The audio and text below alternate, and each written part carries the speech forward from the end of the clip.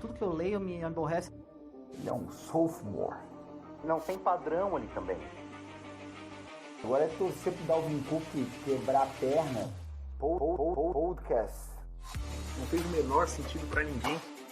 Lembra que eu tenho um problema com o Kyler Murray, né? O que esse ranking vale? Não sei também.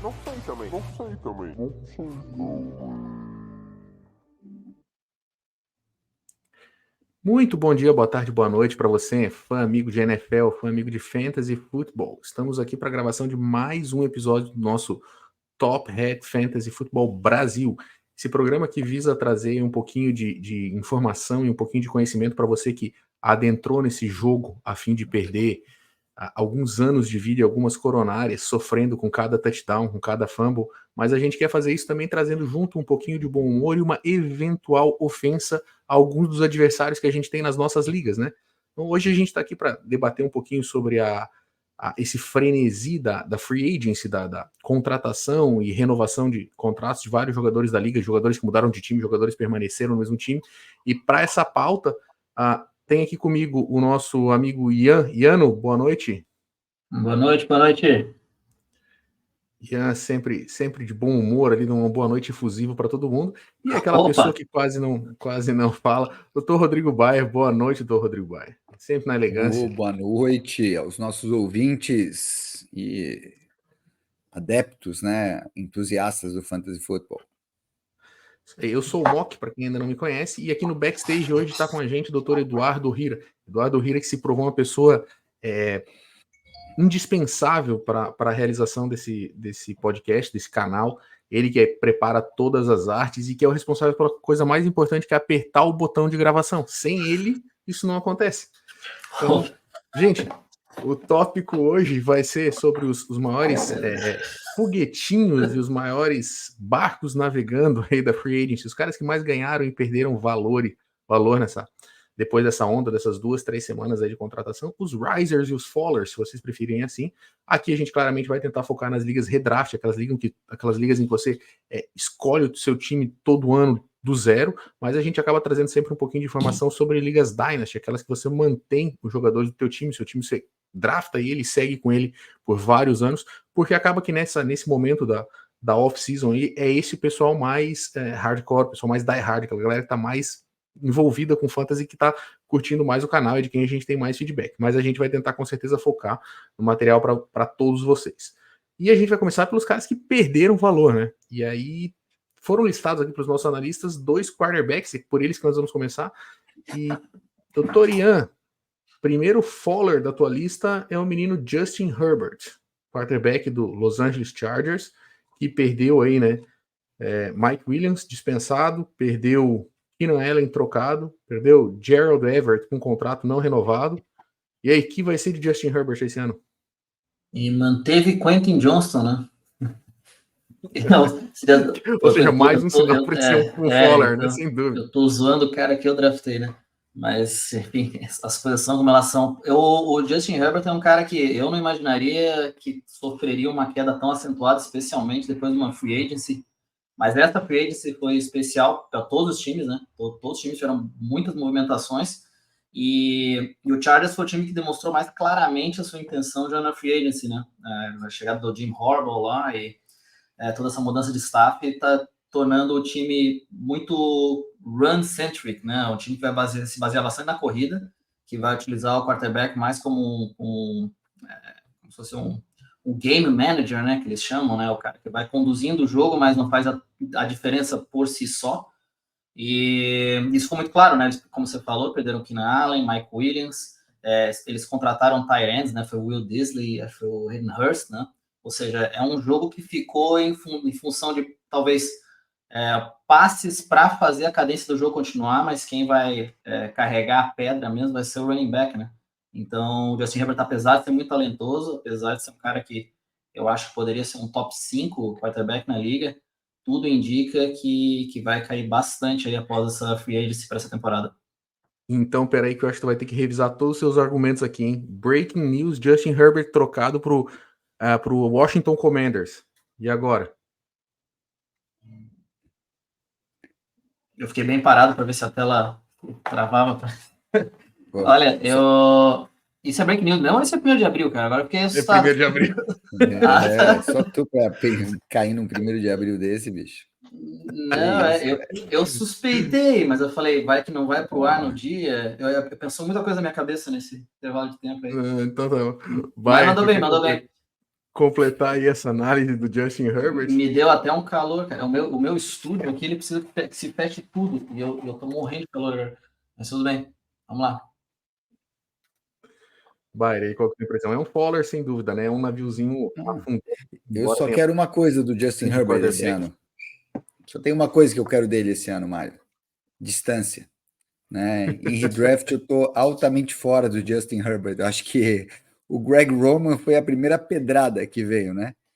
Então, essa troca aí de coordenador ofensivo e agora aí perdendo os 2 principais alvos. Essa perda do Keenan Allen, né, cara, que é um wide receiver QB friendly, né, meu amigo? Sempre aberto. Isso aí vai ter um custo enorme. Eu acho que, lógico, né, se o Chargers draftar aí ou Marvin Harrison ou Malik Neighbors aí na 5, lógico, a gente alivia um pouco. Mesmo assim, muito longe, na minha opinião, né, do que ele tinha de aparato em 2023, e mesmo assim, né, entregou menos do que a gente imaginava. Então, com esse downgrade aí de recebedores, lembrando que ele não é um cara dupla ameaça, né, ele não é um cara que vai produzir pontos em fantasy correndo, então, ou entrando na end zone correndo. Então, eu acho que o Justin Herbert é um grande faller mesmo. E assim, acho que tem a possibilidade, logicamente, de se o draft desenhar como a gente imagina, né? Quarterback nas 3 primeiras posições, aí o Arizona Cardinals ali numa possibilidade de Marvin Harrison Jr. ou fazer um trade down, e aí sai um 4º quarterback na 4, mas tem uma chance grande do menino Jim Harbaugh querer reforçar a linha ofensiva. Não sei se vocês viram os comentários dele durante a semana lá de encontro dos treinadores e tal, e ele fez um discurso assim, apavorando quanto ele se sente, assim, que como ele enaltece a linha ofensiva e quanto ele acha que a linha ofensiva é a principal grupo posicional do elenco de NFL, e tem uma chance de na 5 tá para ele, tem uma chance não, vai estar disponível o Joe Alt, que é o offensive tackle número 1 desse board. Então tem uma chance que mesmo tendo a opção de pegar um wide receiver, ele não pegue, né? Então, acho que realmente o Justin Herbert aí não é um cara que eu vise em ligas redraft, sem dúvida. Acho que o preço que a gente vai pagar pelo nome não vai dar retorno em produção. E mudando de Justin... Como não sou dono dele em nenhuma liga, né, Mário? Fico feliz, né, cara? Todo downgrade aí dos amigos aí alegra, né? Não.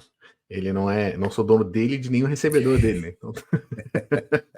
E mudando de Justin, e vou passar a palavra agora de novo para o Bai, porque eu tenho certeza que ele preparou um texto muito centrado, muito não emocional, sem nenhum viés na análise, que ele vai falar desse outro navio afundado, desse outro Titanic chamado Justin Fields. Eu não fiz nenhuma plaquinha, eu avisei aqui, nada disso, né, cara? Mas é que eu não tenho prazer nenhum, né, Ian? Prazer nenhum Não, imagina. em constatar essa queda meteórica. Pô, e é tão triste, cara, que a queda do Justin Fields num dia no Keep Trade Cut foi maior do que a do Kirk Cousins quando rompeu o Aquiles, para ver o nível do precipício que o rapaz se jogou, né? Mas agora, brincadeiras à parte, né? Vou tentar manter a seriedade aqui. Cara, assim, foi uma montanha-russa, vai, Mário, convenhamos, né? Porque, olha só, a verdade é que em algum momento, antes, né, de aberto oficialmente aí a free agency, cara, existia a possibilidade do valor do Justin Fields aumentar. Não sei se vocês concordam comigo. Se ele é trocado por Atlanta, ainda que seja por um pique de segunda, cara, o valor dele ia crescer, né? Num ataque bem mais prolífico, com uma tendência de ser mais prolífico, num time já um pouco mais estruturado. Eu acho que teria, com bons alvos, né? Com Bijan Robinson, teria a chance de ele estar crescendo de valor, mas ao contrário, e aí é verdade, ninguém esperava, né? Uma troca por uma pique de 6ª rodada, né, cara? Ou seja, o valor de troca dele acabou sendo menor do que o valor do Kenny Pickett, né? Então, que ninguém esperava isso. Então, isso trouxe essa queda assustadora de valor do Justin Fields. Eu sei que existe todo o contexto, não, ele pode vir a jogar. Eu, pelas declarações que eu vi ali, por parte de Pittsburgh, né, do Mike Tomlin, eu acredito que o Russell Wilson, até pelo nome, com a bagagem que vem, né, Super Bowl Champion, ele vem para assumir essa temporada. Eu acho que só um desastre do Russell Wilson ou uma lesão pode fazer com que ele perca essa posição. Então, eu acho que a tendência é que o Justin Fields seja, de fato, reserva em Pittsburgh. E falando um pouquinho de números, assim, a queda foi de mais de 2.000 pontos, né, no KC num dia, né? Posso fazer um parênteses aqui? Eu abri agora o positional ranking do Keep Trade Cut e ele parece uma criptomoeda mesmo, né? Se tu olhar, inclusive em dezembro de 2021, quando o Bitcoin estava o primeiro all-time high, o Justin Fields era QB 8. Aí, durante a off-season, ele chegou a ser QB 15. Ao começar a temporada, ele voltou a ser QB 12. Durante a temporada, ele foi para QB 21. Logo depois, ele voltou para QB 7. Chegou a ser QB 6. E agora é QB 27. É impressionante ver o Mário Otávio. Podia compartilhar um pouquinho da experiência de ter o Torrico Cobre, né? Meu Deus do céu. Eu ia falando em redraft aqui, só essa comparação interessante. Ano passado, nesse momento, tá, Mário? ADP do Justin Fields, né? Para redraft. Pelo Fantasy Pros, QB 6. Pelo CBS Fantasy, QB 5. Esse ano, agora, nesse momento, né? Pelo Fantasy Pros, QB 23. CBS também, QB 24. E pela ESPN, o ranking do Mike Clay, né? Que ele faz todo ano, QB 31. Atrás do Sam Darnold e atrás do Aiden O'Connell. Eu acho que ele também pesou um pouquinho a mão aqui, mas é uma queda bastante brusca. Esse lance da troca ter sido por uma pique baixa, né? Eu acho que esse susto tá dando uma sobrecorreção muito grande. Porque ele tá atrás agora na teoria do Russell Wilson, que é um cara que, enfim, eu suponho que vai jogar a temporada inteira, mas Mike Tomlin pode eventualmente mudar de ideia. E vai entrar aí, volta um Justin Fields, que é o cara que a gente chama do double threat, né? Que é um cara que não passa tanto, mas ele corre muito com a bola e faz TD e tudo mais. Ou seja, dá para no meio dessa temporada, para redraft, a gente tá falando de novo daqui a pouco no QB top 8, a depender da circunstância. Eu acho também, com muita sobra, a queda dele é muito pior para redraft do que para Dynasty. Porque ele é um cara novo. Eu acho possível que em algum momento ele consiga uma titularidade. Eu acho que o problema maior do Justin Fields é para redraft. De fato, onde a gente vai estar draftando hoje e onde a gente draftou ele no ano passado. Eu tinha pensado só em mudar o assunto, tá? Mas já que vocês pediram a minha opinião, Ian foi nominal, assim, pediu opinião. Eu vou dizer que, assim, primeira coisa, se a gente está falando de liga redraft, eu não vejo sentido em estar discutindo um quarterback que vocês estão apontando como reserva para a temporada inteira. Uma liga redraft, esse cara é indraftável. E, no entanto, vocês me deram 3 rankings de liga redraft em que ele não ele está acima do QB 32. Então, mesmo numa liga superflex, tem gente valorizando ele a ponto de ser draftado antes de alguns QBs, de pelo menos ou no caso de 10 QBs titulares. Por quê? Porque esse papo de que ele não vai jogar a temporada inteira, que ele é só um desastre, eu acho que não é o que vem se desenhando e que não é o que nenhum analista grande fala. Todos eles acham que o Fields vai jogar em algum momento da temporada. Os analistas aqui são enormes, hein? Vou dizer por que isso. De novo, nessa reunião que tem dos treinadores lá e tal, eu vou ler esse literal aqui, vou ler em inglês, as frases do Mike Tomlin quando questionado sobre isso. Né? The term I've used is Russell Wilson has pole position. And why do I use that term? Because during this time when we were not formally working, I just think it's beneficial. Então, primeira coisa, deixou claro que antes de começar qualquer tipo de treinamento, o Russell tem a pole position da posição. E isso aí ninguém esperava nada diferente. When it's time to compete, we get into training camp-like settings and go to preseason stadiums and so forth. Obviously, Justin Fields will be given an opportunity. Pô, se o nosso não me parece uma declaração conseguir de que o botar Russell uma Wilson legenda aqui, não, o que ele quis dizer assim, não me parece em momento nenhum que ele diz assim, o Russell Wilson é titular e isso não será discutido. Ele deixou claro que Sim, sim. pré-training camp, o Russell é titular, eu acho que isso ninguém tinha dúvida nenhuma disso, até em função de valor pago, tanto em capital de draft quanto em contrato de dinheiro aí. Mas também deixou claro que na hora que chegar no training camp, na pré-temporada, vai ter competição. Tá, mas imagina o Mike Tomlin falando diferente, ele ia falar Justin Fields will only be a starter. Cara, eu acho que o Mike Tomlin é o tipo de cara que falaria. Tem um treinador que we didn't know why we traded for him. Não, ele veio para ser backup esse ano e vamos ver daqui para frente. Não, mas sim, mas ele tem. Existe um caminho, e como ele já teve sucesso na liga, você não é difícil você botar ele após os 32, eu concordo? Porque tem um monte de cara, o Bryce Young, essa da última temporada. O Bryce Young, a minha pergunta titular, é assim, eu acho pouco, que essa, que a gente tá aqui discutindo Liga Redraft em Dynasty, em qualquer coisa, não existe dúvida de que ele mantém valor e que o dono do Justin Fields em qualquer liga, ele não vai aceitar o que está sendo oferecido e ninguém vai pagar o que ele espera que seja pago pelo Justin Fields. Eu acho que em Dynasty é uma situação de hold absoluto, assim. Mas numa liga redraft, porque assim, se for uma liga de um QB, não faz sentido nem draftar ele vai ser um waiver wire edge depois lá na frente. Mas numa liga Superflex, cara, com certeza vocês provavelmente pegariam ele antes de Sam Darnold, antes de Aidan O'Connell, hoje dois supostos titulares, eu acho que é daí que vem a lista do Mike Clay, é por isso que ele coloca o Fields como 31, e provavelmente na frente de alguns outros titulares que a gente sabe que tem uma tendência a perder a posição mais na frente. Por quê? Porque o Justin Fields, se jogar, é um league winner, pelo upside de corrida. Acho que ninguém tem dúvida disso. Se ele entrar em campo, ele é um cara que faz 30 pontos num jogo. Diferente de um Sam Darnold, de um Bryce Young, de um cara assim. É um cara que vai jogar e vai entregar 12, 15, 16 pontos. E eu acho que o upside do Justin Fields, embora ele esteja no banco, numa liga Superflex, ainda vale um late pick. Porque se ele não valer, eu não sei o que a gente tá fazendo discutindo Justin Fields no âmbito de redraft. Ele seria indraftável. Indraftável. Então, um quarterback não tem previsão de entrar em campo salvo lesão. Onde é que tu vai gastar um pique nesse cara? Não, claro. É que só reforça o tópico que ele é tão foller que a gente está discutindo a draftabilidade dele, né?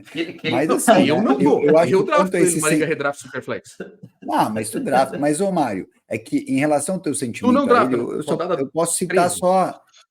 Eu vou citar 1 Coríntios 13 para ti. Agora permanecem essas 3 coisas: a fé, a esperança e o amor. E o maior deles é o amor. Então é isso aí. Eu estou muito feliz que a gente está tendo a câmera. Eu questionava a necessidade de uma câmera, mas a face do Bayer, quando estava falando, foi a coisa mais... Olha, televisão de primeira, viu? Mas vamos passar para o próximo Fowler, e esse Fowler mais polêmico, que eu acho que esse aí tem muita gente que coloca ele como rise da off-season, da free agency, né? Que é o running back do Los Angeles Rams, Kyren Williams. Como é que me aponta esse cara como um Fowler, por favor? Teimosia, essa basicamente. Insanidade. Muita gente foi, lógico, né? Um eufemismo, né, doutor Mário? Todo mundo quer dizer, né? Mas vamos lá.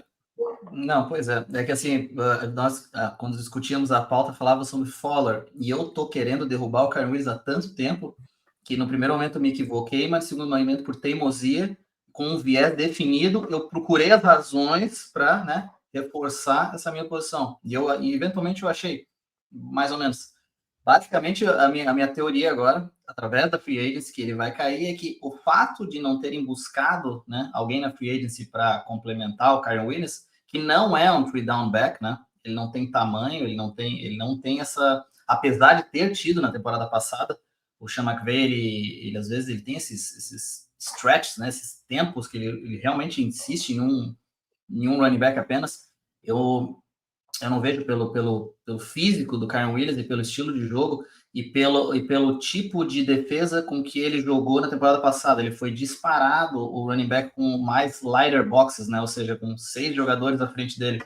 Foi, acho que 32% das corridas dele. As primeiras 70 corridas do Kyren Williams ano passado foi em lighter box, ou seja, ninguém deu moral pro cara. Fui só eu. E claro que as defesas vão se preparar melhor para isso, o ataque vai ter que, né, enfim, se adaptar, né? Todos os times agora têm uma ideia de que o Sean McVay consegue fazer com esse time, então ele vai ter que mudar um pouco o jogo, né? Eu suponho que, por essas razões que não envolvem tanta free agency, ele já deve ter uma regressão.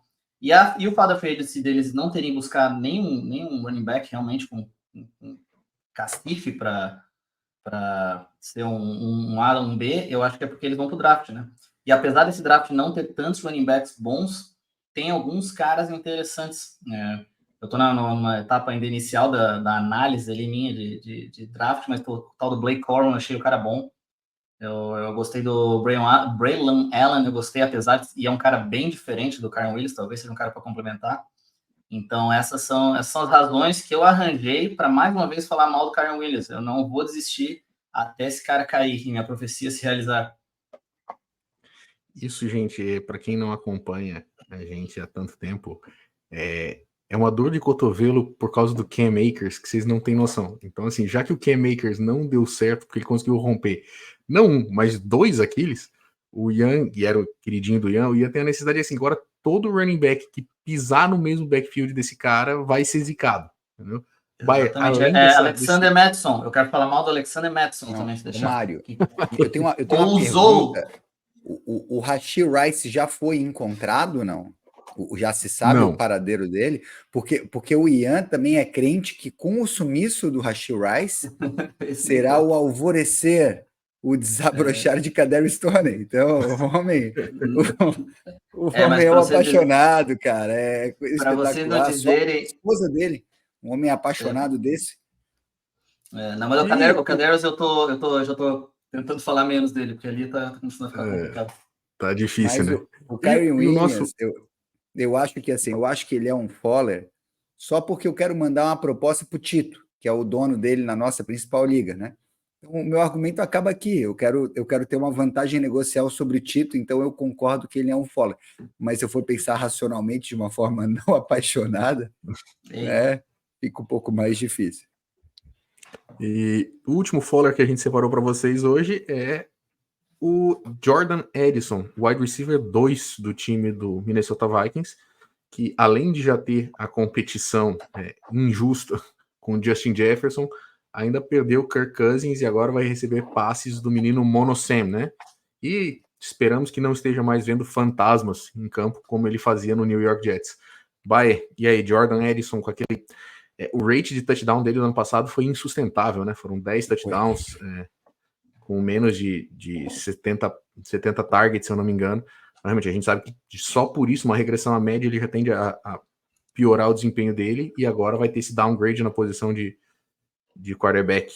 Qual que é a tua impressão, assim, o que a gente pode esperar desse homem, ou não esperar desse homem? Vamos lá, eu fiz uma análise aqui, lógico, né, a gente quando começou a estudar, o maior impacto para fantasy aí de troca de quarterback foi o Kirk Cousins, né, tanto em favor de Atlanta e em malefício aqui de Minnesota. E eu comecei a estudar para ver quem seria o principal prejudicado com essa história, né, o Justin Jefferson ou o Jordan Addison, ou ambos, né, e de uma forma geral eu já tinha a impressão que o Jordan Addison sofreria esse dano maior, porque ele é top 5 na NFL em número de jardas em detrimento do número de recepções. Ou seja, a produção dele se dá com um número de recepções muito baixo. A exemplo de Rashid Shaheed, outros jogadores que dependem muito, ou de deep targets, né? Jameson Williams, mesma coisa, né? Então, esses jogadores já têm uma dificuldade pela ausência de volume, pela necessidade de estar sempre... dentro de uma lógica situacional que lhes favoreça, porque não tem volume, são jogadores que têm já uma produção mais fragilizada, mais vulnerabilizada. Eu trouxe 2 dados interessantes aqui. A produção do Jordan Addison e do Kirk Cousins, e do Justin Jefferson, com e sem Kirk Cousins nessa temporada de 2023, tá? O Justin Jefferson com o Kirk Cousins, semana 1 a 5, 21,5 pontos de média, tá? Fantasy points, né? 10,6 targets, 7 PPR, 7,2 recepções, 114,2 jardas, tá? Tem o Kirk Cousins, semanas 14 a 18, porque ele ficou fora da semana 6 a semana 13, né? Só quem não lembra da lesão dele, né? De 21 caiu para 18,62 pontos, de 10,6 targets para 9,4, de 7,2 recepções para 6,4, de 114 jardas para 100 jardas. Ou seja, isso no mesmo stretch, tá? Os 5 jogos. Ou seja, teve uma queda aí na casa de 15% de produção. Por quê? Porque é um cara com muito volume, né? Então a queda dele não foi tão acentuada. E vamos partir de um pressuposto interessante, tá? Minnesota, Mário, teve uma regressão dentro da NFC Norte. Mas sem te analisar com o Kirk Cousins, eu acho que independentemente do QB que Minnesota atacar, Minnesota vai estar com um time melhor e com um ataque melhor do que o que terminou a temporada, né? Porque eu acho que uma opção de J.J. McCarthy até o próprio Sandarno é um upgrade em relação a Josh Dobbs, o calouro deles, que jogou meio jogo contra Green Bay, qual que é o nome do calouro? Até esqueci. Mas assim, foi um show de horrores a situação de quarterback sem o Kirk Cousins, né? Então, e aí, olha só que interessante, o Jordan Addison, tá? Com o Kirk Cousins, 15,8 pontos por jogo, 3,5 targets, 4,5 recepções, 60,25 jardas. Semanas 1 a 8, um stretch maior. Tem o Kirk Cousins, semana 9 a 18, 10,5 pontos, uma queda de 35% de produção. Os targets se mantiveram, as recepções que caíram de 4,5 para 3,4, as jardas caíram de 60,25 para 47 e o touchdown de 7 para 3. Ou seja, o Jordan Addison, por ter um volume de produção menor, ele depende muito mais de um quarterback que seja mais preciso e que o abasteça de forma mais adequada. Então, o Jordan Addison também é um cara aí que... e a gente sabe a dificuldade de um QB calouro sustentar um wide receiver 1, né, Mário e Ian? Imagina 2. Então, eu acredito que essa situação vai ser uma situação muito complicada para o Jordan Addison em 2024. Então, tô fora do Jordan Addison, acho que ele perde muito valor aí em draft inicial. Eu acho que o Jordan Addison, para essa próxima temporada, ele caminha muito para ser um jogador no melhor estilo Gabe Davis, né? Vai ter o seu 2 jogos de grande produção, e aí o dono dele deveria aproveitar esse momento para passar ele adiante, né? Porque é uma areia turbo 16 válvulas, hein? E em algum momento ele explode na mão de alguém, né? E tu quer completar alguma coisa antes do nosso último Faller, ou podemos passar para os nossos Risers? Não, foi super bem argumentado pelo Dr. Bayer, não tem nada a dizer. Agora, nós vamos começar os Risers pelo primeiro deles, aí também listado pelo Bayer, um outro wide receiver, esse que ganhou o Kirk Cousins como passador de bola para ele, o menino Drake London, né? Drake London indo para o seu 3º ano de NFL, depois de ter tolerado aí período de Desmond Ridder, Taylor Heinicke, Marcus Mariota. Agora ele ganha um quarterback, embora voltando de lesão, uma lesão séria, é um cara conhecido por ter bom passe, né? Então, e aí, Bay, quais são suas expectativas para esse menino? Já baixou aquela projeção inicial de 221 targets? Ou ainda tá nessa conta? Não, e é engraçado que, apesar de eu concordar que Drake London é talvez o biggest riser aí dessa free agency, né? Por esse upgrade absurdo, ele tá recebendo aí um dos quarterbacks, né? Com maior média de tentativa de passes aí nos últimos 5 anos da NFL. Então, apesar disso, eu acho que a galera é muito mais otimista do que eu de uma forma geral, né? Eu abri aqui Fantasy Football, Fantasy Footballers, Fantasy Pros e Dynasty Nerds, todos eles com o Drake London no top 12 para redraft esse ano, né? Ou no modo contender esse ano.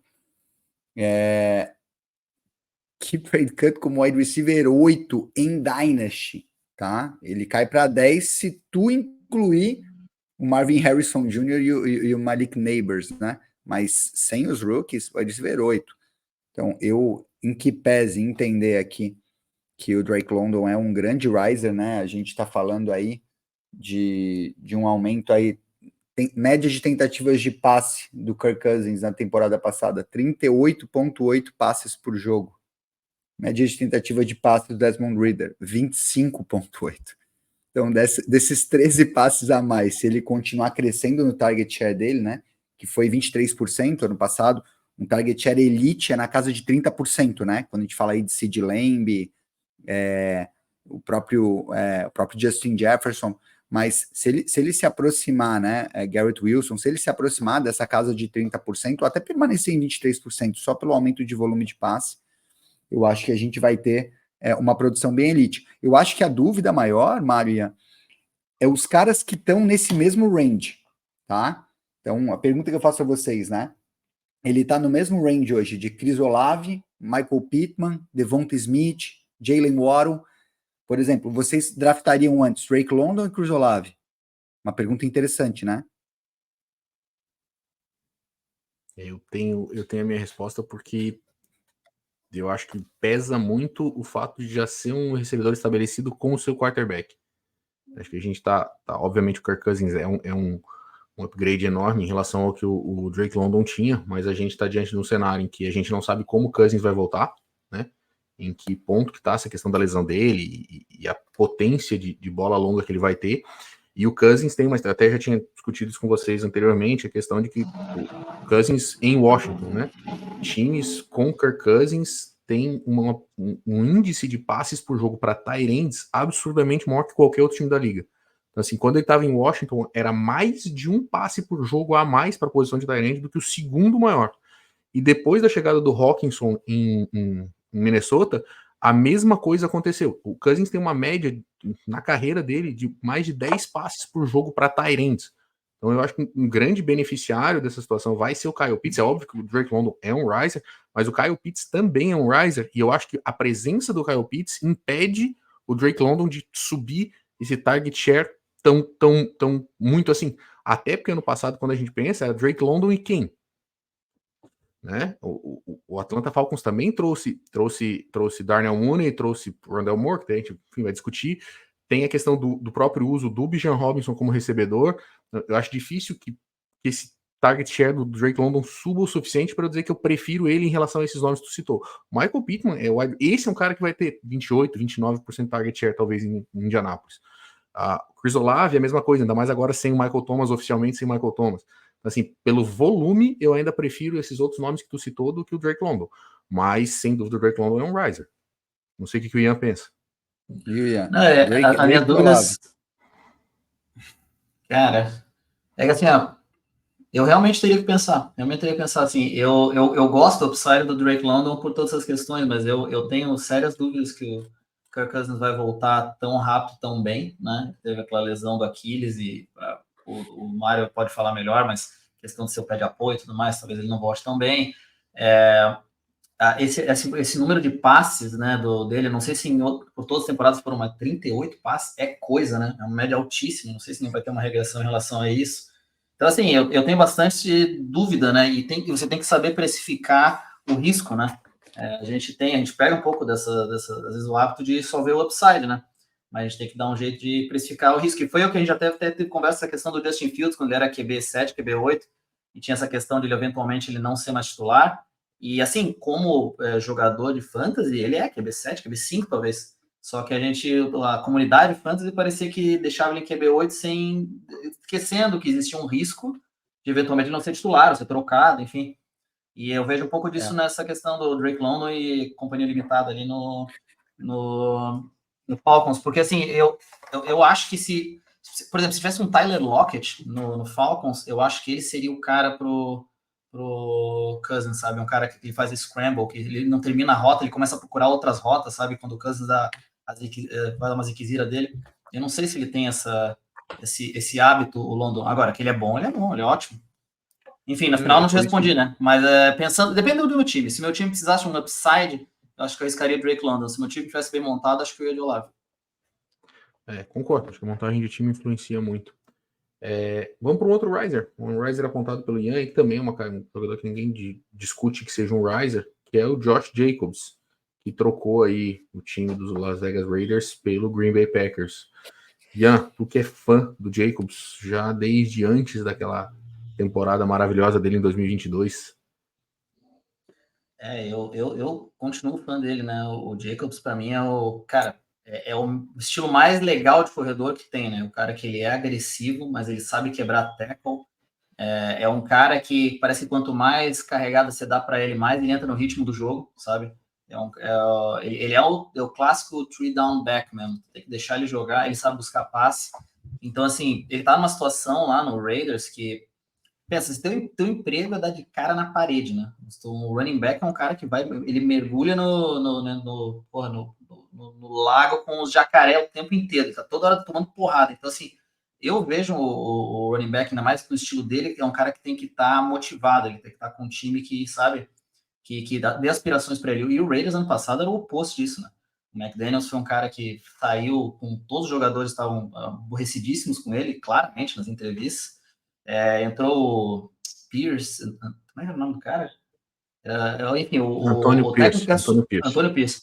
O cara que assumiu o time, mano, fez um trabalho muito legal, mas você viu o backstage lá do Raiders, o cara fumando charuto, sabe? Ele fez uma vibe meio de, agora o time é dos jogadores. Isso, eu não sei até quanto tempo se replica uma coisa dessa. E eu tô dizendo isso por quê? Porque agora o Jacobs foi para uma franquia uma franquia com muita história, né? Uma franquia que dá muito certo. Ele veio para substituir Aaron Jones, ou seja, ele veio com uma posição para ser um cara de destaque e veio para brigar para playoff, brigar para aspirar, quem sabe, até título de divisão, Super Bowl, quem sabe. Então, pela razão do motivacional, eu já acho que ele vai fazer uma bela campanha. E pensando também em relação quem que eles trouxeram? Trouxeram ninguém, trouxeram só o A.J. Dillon, quer dizer, seguraram o A.J. Dillon, que é um cara que a gente já sabe o que faz, né? Ele vai ser mais um cara para dar um descanso pro Josh Jacobs, qualquer coisa. Então, pela troca de situação, pelo time, pelo fit, por tudo, e pelo jogador que ainda tem 26 anos, eu acho que o Jacobs eu consigo imaginar ele no running back tendo mais uma temporada, se não aquela, 2022, uma temporada top 5 aí, eu consigo imaginar, viu? O cara, ele joga muito, e ele tá no lugar certo agora.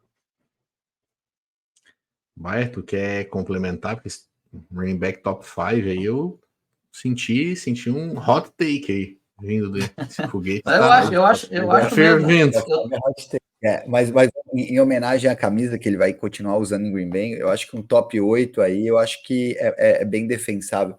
Eu acho que o cerne aqui é entender, né, Ian, e eu concordo.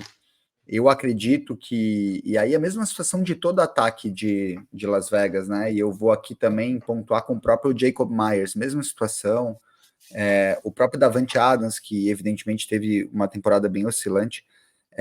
Eu acredito que o ataque, as peças ofensivas, os playmakers de Las Vegas em geral, eles não tiveram uma performance tão abaixo de queda pessoal, né?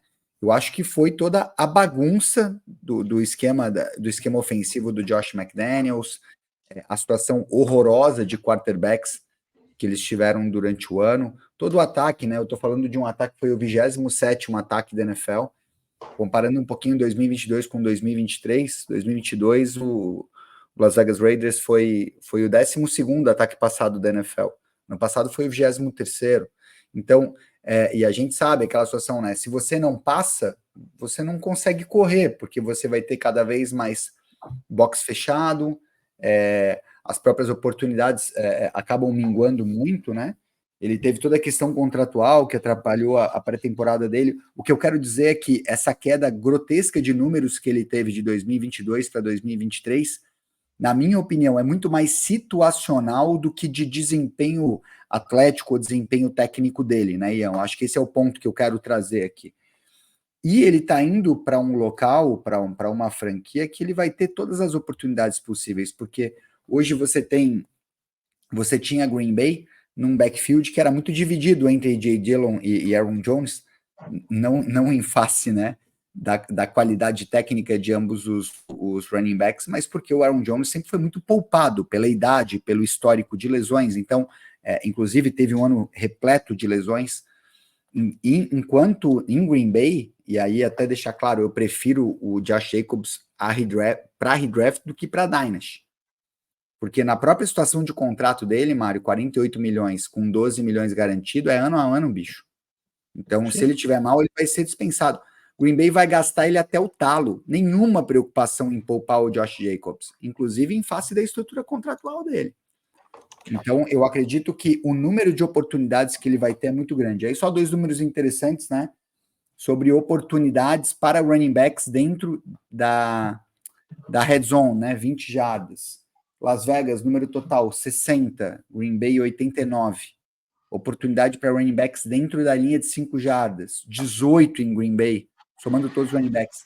13 em Las Vegas. Então, se ele capitalizar só esse excesso de oportunidades, considerando que o ataque de Green Bay não vai evoluir do ano passado para esse ano, né?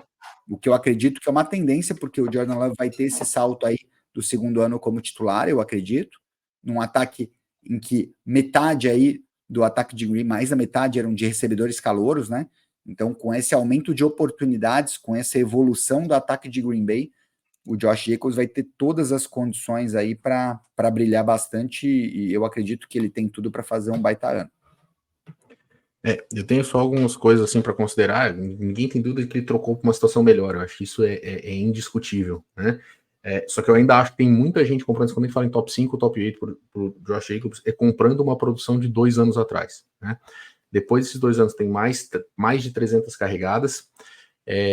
Nas métricas, né, quando a gente pega em métricas mais avançadas, ano passado o Josh Jacobs foi o 46º entre 49 running backs qualificáveis em termos de jardas depois do contato, ou seja, ele não estava ganhando nada depois do primeiro encosto nele, então assim, quebrar tackles dele talvez não seja mais uma coisa tão marcante para ele.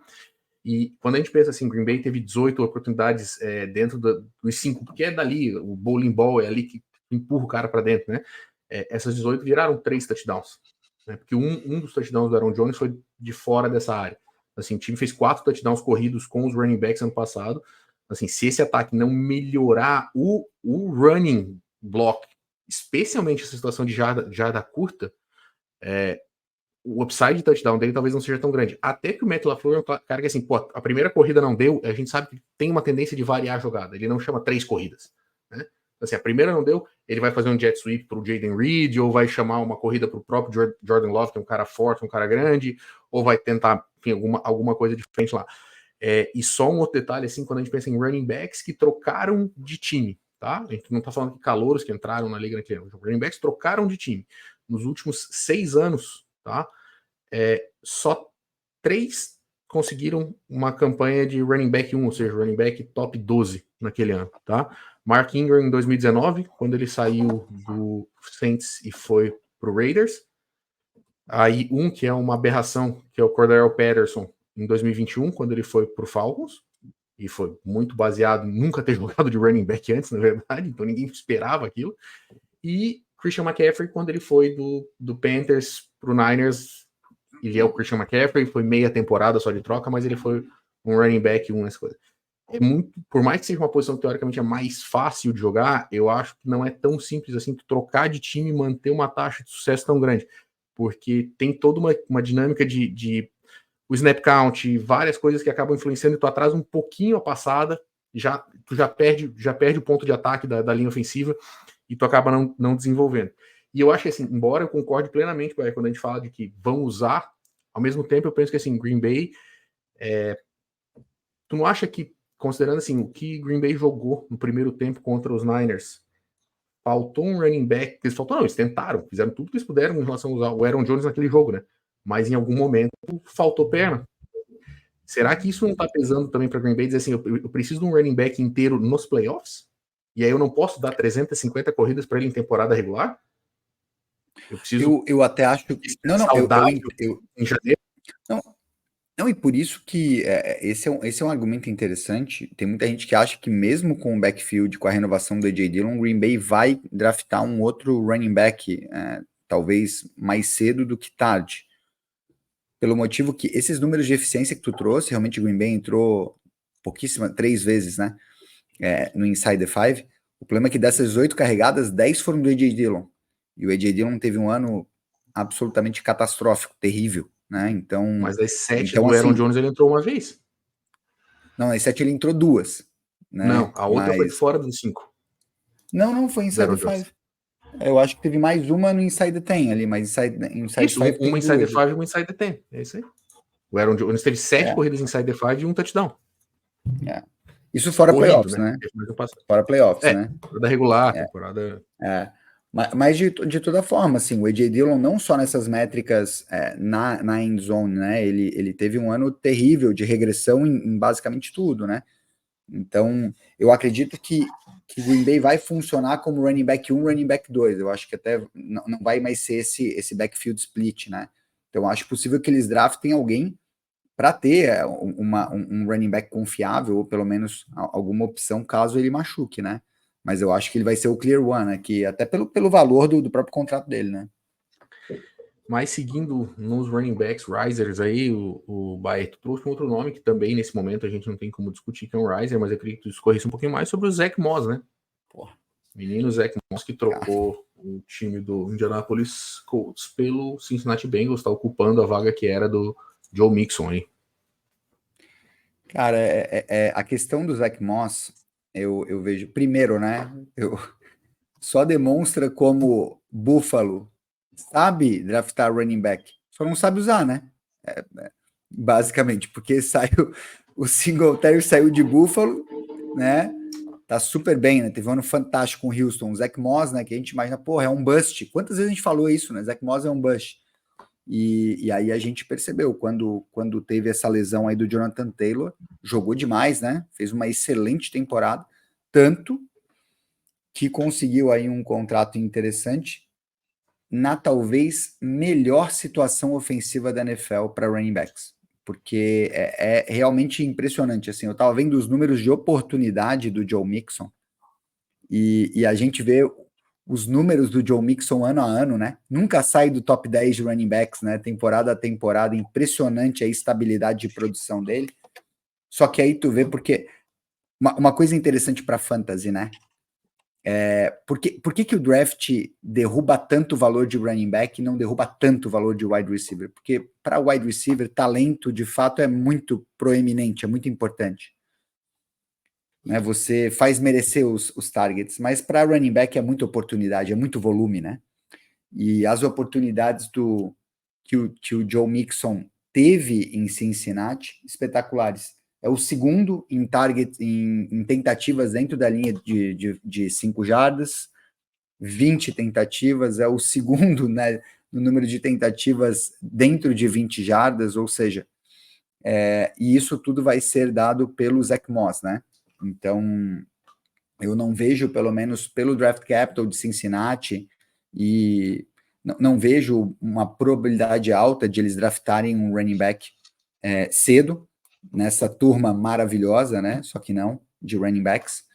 Então, eu vejo um ano aí em que sim, o Zach Moss pode facilmente também buscar aí um RB1 essa temporada. E é um cara que, como não tem nome, né, Mário? Tende a cair no draft inicial e pode ser o grande steal de uma liga redraft esse ano pela monstruosidade. E eu tô falando aqui que ele foi o segundo em oportunidades sem Joe Burrow. Isso é importante frisar, né? Ele vai ter um ataque voltando o Joe Burrow, então eu acho que é um baita riser. Eu ia falar exatamente isso. O Zach Moss é o cara que vai sobrar ali numa quinta rodada. E para um cara, ele é o herói da estratégia do Zero RB, né? Numa liga redraft. Ele é o cara que esse ano, quem for de 0 RB, tem que mirar esse cara.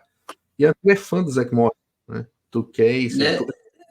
Zach Moss e Chuba Hubbard estão assim, no mesmo patamar, né?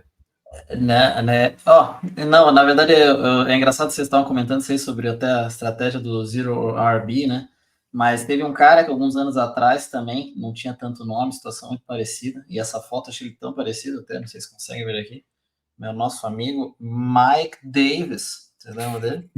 Mike Davis tem uma situação meio parecida, né? Ele também assumiu. O Mike Davis era mais fofinho um pouquinho, né, Ian? Mas olha essa foto do Zach, né?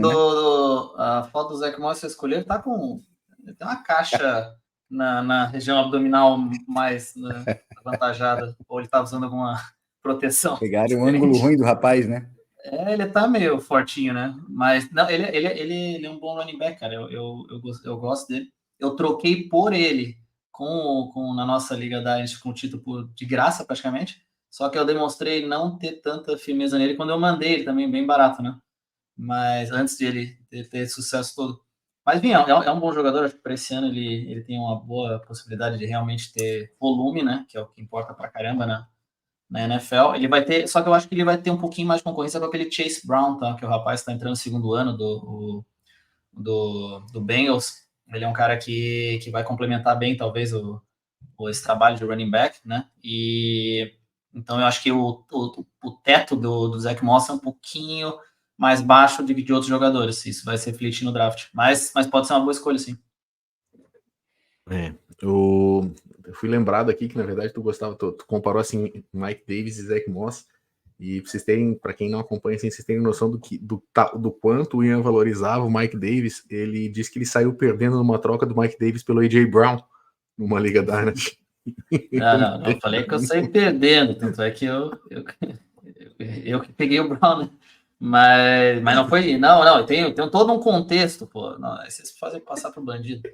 Tem todo um contexto e eu recebi a proposta, só adaptei ela. Então, tinha o Robert Woods, pô, que tava voando, né?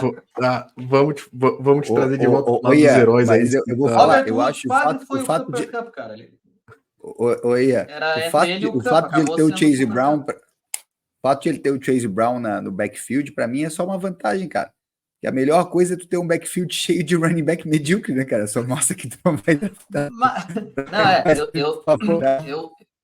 Eu gosto da teoria, mas eu acho que o Chase Brown não é tão ruim assim, não, tá? Eu acho que ele é um cara para terceiro down, que isso acaba sendo um down que dá bastante ponto para running back, né? Dependendo da circunstância. Mas então vamos te trazer aí pro lado dos heróis para falar do teu último riser aí, né, cara? Já que a gente começou abrindo o podcast falando do ataque do Los Angeles Chargers, do quanto o Justin Herbert tinha se desvalorizado, chegou a hora de vender esse cara. De novo, gente, vamos contextualizar um pouquinho, né? Esse podcast, esse projeto, ele começou com a partir da ideia da gente ter um podcast que a gente gravava sobre a nossa Liga Dynasty ali, para tirar sarro um do outro e falar mal. E nessa liga, que, portanto, acaba sendo uma liga muito importante pra gente, a gente tem troféu, manda fazer plaquinha do campeão todo ano, tal, tem cerimônia de entrega, todo um rolê assim. O menino Ian, aqui, que vocês estão vendo ali com esse... Eu tô esperando um sorriso dele quando eu lembrar da troca. Tô comendo chocolate após Páscoa. Ele vinha de um momento assim, atual campeão da liga, e tava sentindo assim, né, acima da carne seca. E aí ele quis provar ser mais esperto que a esperteza, e ele mandou o Michael Pittman por um pique. E com esse pique ele selecionou Quentin Johnston. Quem que foi? Vocês fizeram até a arte, foi sacanagem. Agora é a hora dele justificar isso tudo. O emoji de cocôzinho do lado, né? O emoji de cocôzinho do lado faltou para dar uma ilustrada. Doutor Baia. Que isso? E aí, assim, vamos lá, doutor Ian, me defende por que Quentin Johnston agora é esse cara, esse foguete. Se o fundo do poço, né, não tiver um alçapão, só resta ir para cima, né? Mas pela minha circunstância que, guardadas as proporções que fizeram o Justin Herbert cair, né, que foi um follower que eu escolhi, fazem com que o Quentin Johnston tenha realmente um caminho bem mais aberto para ter um pouco mais de sucesso na temporada, né? Keenan Allen, Mike Williams, terem saído do time me leva a crer, né? De novo, falando do staff, falando do fato de trazer o Gus Edwards, cara. O Gus Edwards acho que é o running back mais porrada de ficar ir na cadência do jogo, sabe? Então, é um time que vai ficar muito mais em função da corrida, mas eu acho que quando for passar, é um time que vai privilegiar esse caminho, que era o caminho do Keenan Allen, né? Que o Quentin Johnston espero que faça com, claro, guardadas as proporções, guardados os estilos, mas que seja um cara que recebe uns passes mais rápidos e consegue realmente as jardas que ele consegue depois, o yards after catch, né? Que foi essa razão que todo mundo draftou ele. Ele é um cara de primeiro round, não foi só eu que achei que ele era bom, né? Ele foi o segundo cara draftado no último draft, depois do Jackson Smith-Njigba. E enfim, então assim, ele veio, inclusive quando eu draftei, eu falava, olha, quando o Mike Williams se machucou, eu falei, mas legal, vai ser mais, quer dizer, legal, bom para a fantasy, para o Quentin Johnston já vai ter mais oportunidade, mas realmente quem era para se machucar era o Keenan Allen, né? Porque ali que ele era a posição que eu acho que o Quentin Johnston devia jogar desde o começo. Então, por essa razão, pelo fato de ele estar lá atrás no ranking, né, hoje para o redraft, ele é, sei lá, o wide receiver 50. Então, assim, após a free agency, é inegável, né, que a condição dele melhorou muito em relação à anterior. Então, imagina, se ele tá num time que tem Keenan Allen, Mike Williams e companhia limitada, agora não tem mais ninguém, ele vai brigar com quem? Com o Will Dissly. Sim, eles podem draftar, eles devem draftar algum wide receiver, né, porque eles estão com bem pouca gente, mas mesmo assim, eu suponho que ele vai ter uma bela recuperação, né, para esse ano. Ô, Bayer, proposta na tua caixinha aí, você dono do Quentin Johnston numa Liga Dynasty, proposta para trocar ele de mano pelo Michael Pittman. O que você faz? Sai correndo. Eu me empolguei, eu sei, aconteceu. Na verdade, como eu falei, né? Eu te juro, sabe como é que eu mandei nessa trade? Eu tava parado no trânsito, cara, juro. Eu tava parado no trânsito, na beira-mar. Eu tava pensando, eu queria muito draftar o Quentin Johnson, obviamente, né? Mas eu não sabia o que oferecer pro Ohira, né, nosso produtor. E eu fiquei eu falei, o que eu oferto pro cara? E eu tinha pensado numa trade, numa outra. E eventualmente eu olhei para o Michael Pittman e eu tinha essa ideia, né, que o Michael Pittman, o Anthony Richardson não ia fazer uma boa temporada, ia passar muito pouco, e eles tinham contratado o Josh Downs, né, o wide receiver e tudo mais, e ele estava com um histórico de lesão, eu estava acompanhando esses médicos de Twitter que eu não recomendo acompanhar, porque os caras fazem um AUE, né, e aí ele estava com uma inflamação, não sei aonde, daí eu falei, cara, esse Quentin Johnson pode ser que vire, eu vou tentar fazer um milagre aqui, claro, né, fiz um pouco para fazer malabarismo, e estourou na minha cara maravilhosamente, né? Tanto é que o pessoal passou um ano inteiro falando dessa trade e tô eu aqui escolhendo um riser chamando para mim de novo mais incomodação, né? Mas também, agora ele é meu xodó, é mais um aí que eu adotei e vai lá pro time, né? Mas vamos aumentar o cara agora. Eu não sei, talvez a psicanálise te ajude assim a revelar isso, mas tu já percebeu que tu tens uma tendência a te apaixonar por esse perfil de recebedor, né? Quem era o cara de yards after catch uma classe atrás? Treylon Burks, teu amor. E tu não me vendeu ele. Não te vendi, tu queria pagar caro. Tu não pegou a fase do Jalen Reagor. Aí, se a gente pensar... o Reagor é pequenininho, né? Se a gente mas pensar foi tua paixão também. Não, daquele ano ruim foi o Denzel Mims, eu também deve ter, que era a mesma vibe desse cara também. Mas o Jalen Reagor também era yards after catch. A tua sorte, tu deve ter draftado o N'Keal Harry também, mas tu queria. Tu queria. Não, acho que eu não lembro se eu não jogava, eu não sei, eu sei que eu não... Normalmente eu venço muitas ligas, tá? Eu quero que contextualizem isso também, tá? Porque senão eu falo que eu só faço porcaria. E aí eu normalmente não tenho pique boa. E o N'Keal Harry era pique 1 ou 2. Era pique 101. 101. Ele era unanimidade. Aí o nosso Ohira, você vê como é que é o negócio, né? Eu erro um draft só pro resto da vida. Ninguém fala do N'Keal Harry pro Ohira. Entendeu? Então tem toda uma... Assim, se você soubesse o que acontece no backstage, um horror. Só pra... um backstage de qualquer lugar é sempre um horror, né, cara? Mas só pra gente encerrar a nossa produção, eu deixei aqui pedir pro nosso produtor fazer uma arte que, na verdade, o maior riser dessa off-season, ele não é bem um riser porque ele ainda não tá na liga, mas os astros estão se alinhando para que ele tenha a melhor temporada que um quarterback calouro já teve na história da liga. Produção, por favor, bota a arte aí pra gente desse moço. Esse cara aí, né? Caleb Williams, já pode colocar ali que vai ser o quarterback do Chicago Bears. Esse homem tá vindo para ser o Messias, né? Esse é o cara, assim. Pela primeira vez em muito tempo, um quarterback está sendo draftado por um time de campanha 7-10, né? Porque, na verdade, o Bryce Young foi o outro cara que foi, só que o 7-10 dele ainda tinha McCaffrey e DJ Moore. 2 caras estão fora. Um deles, inclusive, tá na mão de Caleb Williams. E que ele, além de ter esse cara DJ Moore, ele também tem o cara que fez a temporada do Justin Herbert de calor ser tão bom, tal de Keenan Allen, né?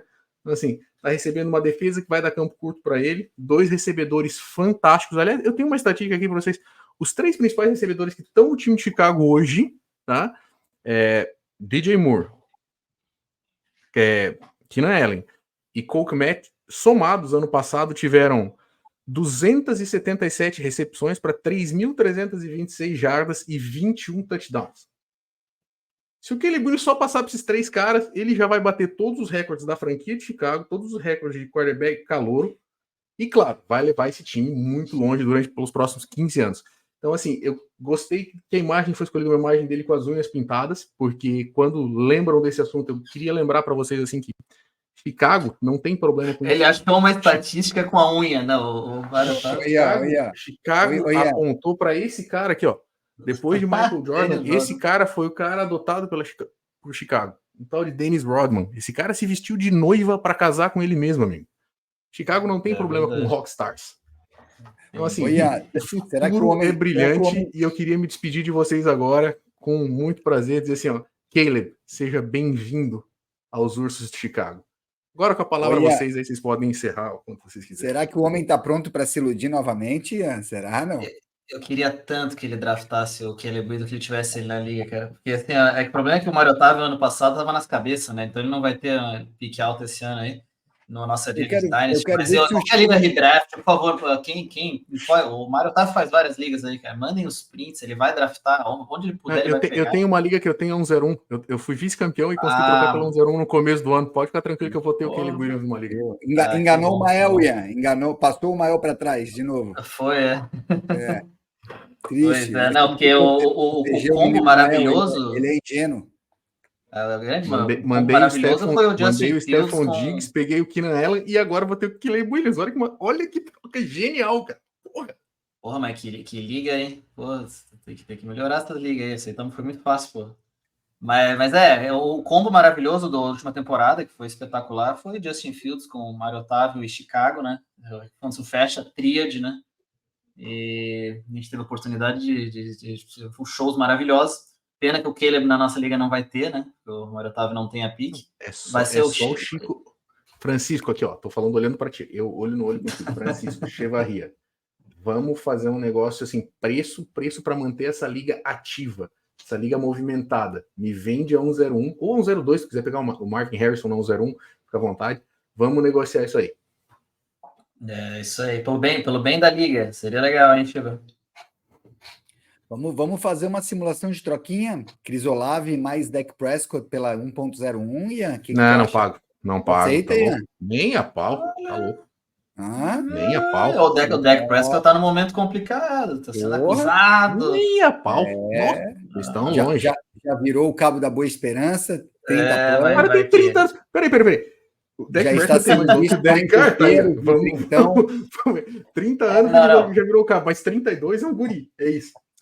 Não, peraí. Eu não falei essa frase. A frase foi eu gosto dos caras mais coroas. Não. A questão eu queria ele com o Caleb Williams. Proposta é boa, gente. Não, de jeito nenhum. Vocês estão viajando muito. Nossa. Não, Chicão. Nós temos que negociar.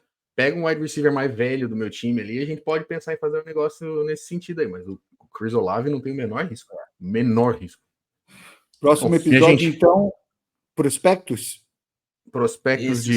de rookies, menos o Caleb Williams, que não tem necessidade de discutir o Caleb Williams, né? Ele é o 1-0-1, tá decidido isso, tá sacramentado. Então, boa noite. Manda teu. Boa noite. Eu só queria dizer que eu tava vendo alguns prospectos, vocês comentaram, vocês esqueceram de um running back, hein? O nome do rapaz é Audric Estime. Eu só vi uns highlights, mas ele é bom, hein? O cara é bom. Eu vi poucos ainda. Gostei do Blake Corum. Bom. O Brooks acho que é o melhor. O spoiler aí. Voltando de lesão, né? Jonathan Brooks eu tô falando dos meus. Eu tô só olhando os meus aqui porque eu não vou participar. E eu gostei do Blake Corum. Gostei do Estime. E o Braylon Allen, se fosse uns 10 anos atrás, ia ser uma estrela da liga, viu? Cara, porrada. Só que a NFL mudou muito. Então, beleza? Boa noite aí, turma. Obrigado. E é isso aí. Buenas, galera. Um abraço. Nos vemos no próximo episódio aí, pessoal. Uma boa noite a todos. Falando em nome da nossa produção ali também, uma boa noite para todo mundo.